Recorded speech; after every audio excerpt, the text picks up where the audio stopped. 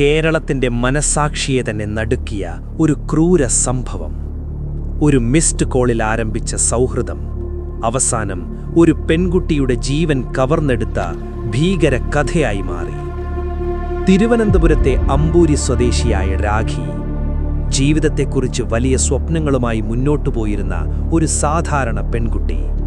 അന്നൊരിക്കൽ ഒരു മിസ്ഡ് കോളിലൂടെ അവൾ ഒരാളെ പരിചയപ്പെടുന്നു. സൈന്യത്തിൽ ജോലി ചെയ്തിരുന്ന അഖിലിനെ. ആ പരിചയം പതുക്കെ സൗഹൃദമായി. സൗഹൃദം പിന്നീട് പ്രണയമായി മാറി. രാഖിക്ക് ആ ബന്ധം വെറും പ്രണയം മാത്രമല്ലായിരുന്നു, ജീവിതമൊട്ടാകെ വിശ്വസിച്ച ഒരു ബന്ധം.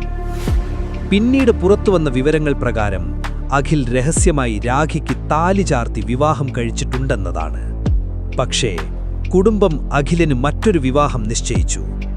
ആ സമയത്താണ് രാഖി അഖിലിന്റെ ജീവിതത്തിൽ ഒരു പ്രശ്നമായി മാറിയത്.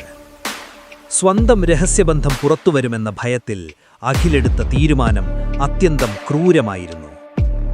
2019 ജൂൺ 21 ഒരു സാധാരണ ദിവസം പോലെ തുടങ്ങിയ ആ ദിവസം രാഖിയുടെ ജീവിതത്തിലെ അവസാന ദിവസമായി മാറി. കാറിനുള്ളിൽ നടന്നത് ഒരു ഭീകരതയായിരുന്നു. പിൻസീറ്റിലിരുന്ന അഖിലിന്റെ സഹോദരൻ രാഹുൽ രാഖിയുടെ കഴുത്തിൽ കയർ മുറുക്കി. മുൻസീറ്റിലിരുന്ന അഖിൽ അവളുടെ കൈകൾ അമർത്തിപ്പിടിച്ചു.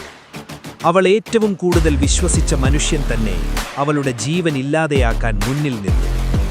അവളുടെ അവസാന ശ്വാസം നിലയ്ക്കുമ്പോഴും അവളുടെ നോട്ടം അഖിലിന്റെ മുഖത്തേക്കായിരുന്നു. കാരണം അത്രമേൽ ഇഷ്ടമായിരുന്നു അവൾക്ക് അയാളെ. കൊലപാതകത്തിന് ശേഷം നടന്നത് അതിലും ഭീകരമായിരുന്നു. അഖിൽ നിർമ്മിച്ചുകൊണ്ടിരുന്ന വീട്ടിന്റെ പിൻവശത്ത് മുൻകൂട്ടി ഒരു കുഴി തയ്യാറാക്കിയിരുന്നു. മൃതദേഹം തിരിച്ചറിയാതിരിക്കാൻ അവളുടെ ശരീരം നഗ്നമാക്കി വേഗത്തിൽ അഴുകാൻ ഉപ്പുവിതറി കുഴിച്ചിട്ടു. ആരും സംശയിക്കാതിരിക്കാൻ അവിടെ കമുക് തൈകൾ നട്ടുവച്ചു.